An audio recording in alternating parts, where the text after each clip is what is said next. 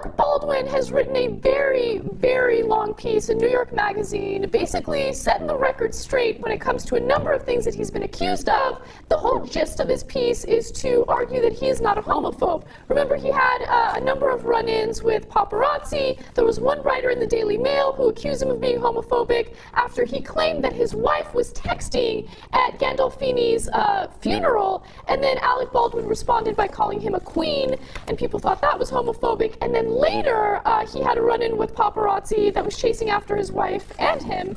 And here's his response. It's a TMZ video. Listen very closely to what he says to him.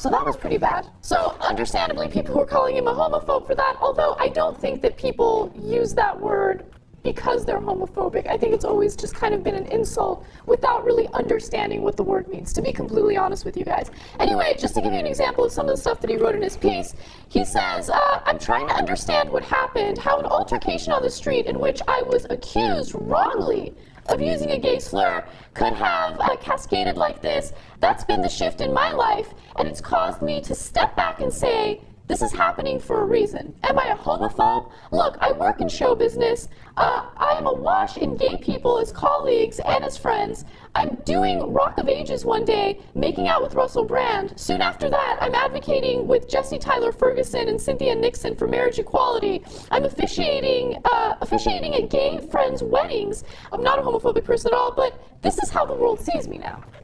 Okay, so agree and disagree in part. So first of all, he claimed that he did not say faggot cocksucker. He said fathead cocksucker. No one in the world believes that. Okay, so just keep it real. Here's what he should have said. Look, it slipped out in the middle of incredible heated passion. What a dumb thing it was to say.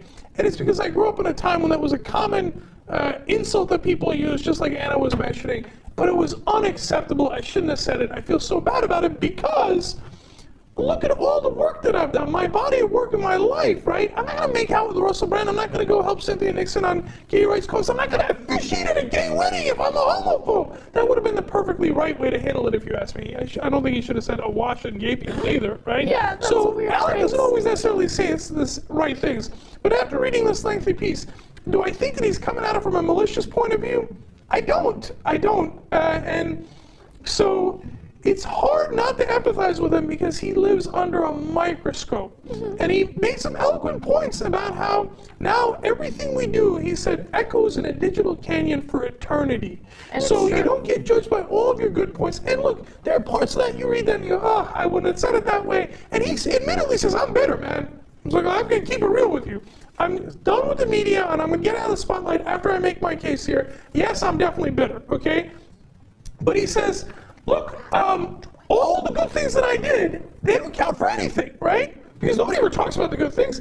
Just a couple of moments of inappropriate things, and that's it. That's all anybody ever talks about, and that's how you get characterized. And he's right about that. He's right that that's a huge problem. Yeah. And look, in the piece, he talks about all the charities that he's given to.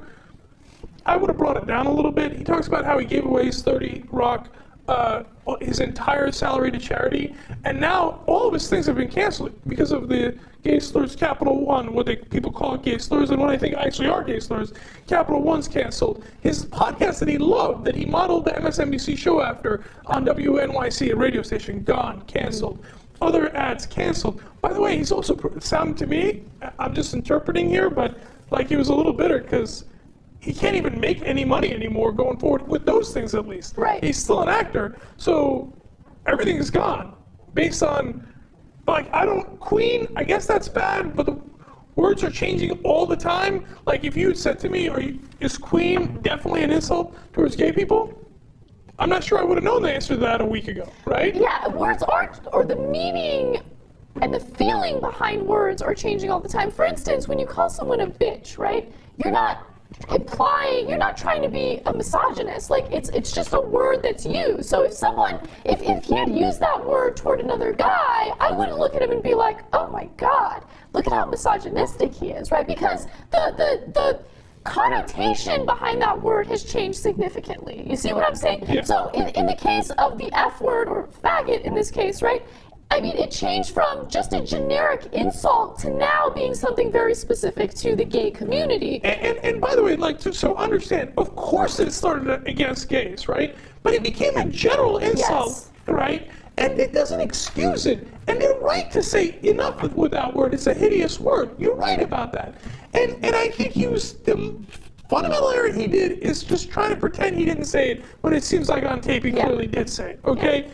But then is he a terrible demonic person and should his show be canceled and everything he's ever done been canceled because of a couple of missteps? I don't know. I don't know if that's too high a standard for anybody. And look, yes, context matters. If Rush Limbaugh says it, his context is he has a history of saying it and meaning it, right? Whereas Alec Baldwin has a history of helping gay rights. And then to turn around and say, all that is wiped out in 1 second when you were super angry that somebody was coming after your wife and you said something inappropriate. I don't know that that's fair. As you guys all know, he got fired after the so-called homophobic slurs.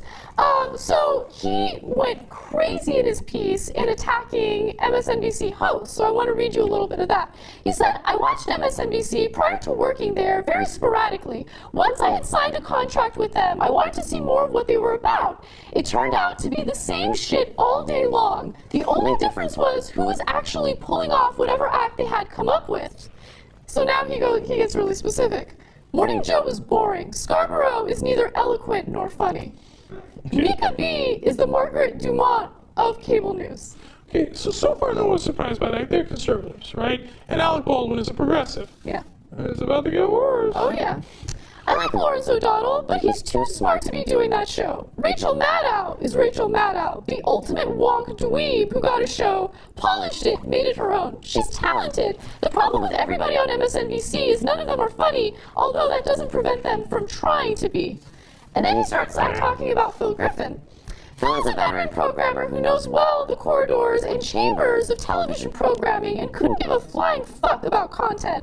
All he wanted to talk about was Giants tickets, Super Bowl tickets, restaurants, movies, the conversations about the set, about the physical production of the show, cameras, lighting. It seemed like he wanted to get those over with as quickly as possible. He didn't care. He had 4 monitors on the wall. They were all on, muted. He never listened to them. He never watched them. So I agree with about at least 80% of that, okay? So whatever other disagreements we might have, I back him up on the Phil Griffin thing completely. Did you guys talk about Giants tickets? Yeah, definitely. You did? I mean, not specifically Giants tickets, I don't remember that, but we talk about sports all the time. Oh, But the 80%, I only say 80% because, look, I don't mind talking about sports, and the conversations that I have with Phil and anybody else, where we're just generally talking about life, I don't see any harm in that. And Phil would, every once in a while, say, wait, and turn up the volume if there was something going on in the screens. So I think he's being a little unfair to him on that stuff, right? And by the way, they're all muted in all the offices at MSNBC, Fox, CNN, etc. Now, but as to Phil Griffin not giving a damn about content, he's 1,000,000% right. And Phil Griffin, to his credit, kind of admits it. In his most recent interview he did, he said, they flat out asked him, if you could make more money, like $1 billion or whatever, doing a conservative programming, would you? And he said, I'm not answering that, but you know what the answer is, which is absolutely. Phil Griffin isn't a progressive. He happens to be running this network for a profit, right? So of course he doesn't care about the content. So let me read you the rest of this because I thought that you would appreciate the next statement. He said, once they fired me, a former MSNBC employee I knew emailed me. He said, you watch now, Phil's going to start leaking left and right to bury you. That's 1,000,000% right as well. And by the way, what the second part of that is not Phil doing that. He does it because that's what he's good at, corporate wheeling and dealing, right? And that's what he's been taught. And you say, okay, now if you got somebody who might do you damage, you got to justify that firing. So leak a lot of bad information about him. Like, for example, look, let's just keep it real here for a second. When I was having my departure with MSNBC, they started leaking numbers of my ratings in March. Now, at that point, it was July. Why? Because my June numbers were awesome, my May numbers were awesome, my April numbers were pretty good, so he had to go all the way back to March to find bad numbers so that he could leak it. Did he do that? Absolutely. And keep in mind, the reason why your March numbers weren't stellar was because you started taking their advice. When they told you to be more senatorial, when they told you to tone it down. And look, to be fair to MSNBC overall, it was also momentous. Egyptian revolution, Fukushima, all these different things happened in January, February, March, and all of MSNBC's numbers were down relative to CNN. But so he does do that. But what I was going to say is, what's more deplorable are the journalists that play along. The journalists who go, oh, I know Phil's leaking this to me to put a hatchet in Alec Baldwin's back, and I know that it's not necessarily true. I know he's doing it for a political and bureaucratic reason. I'm going to publish it anyway. I'm going to publish it anyway because I got a leak. Yep.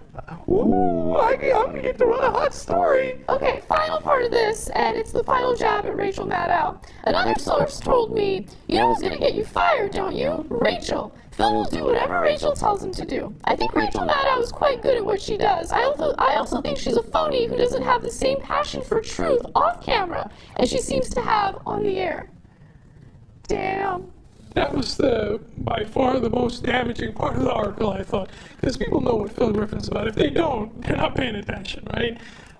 As far as Rachel goes, look, she's been perfectly pleasant to me. I worked with her at Air America. I worked with her at MSNBC.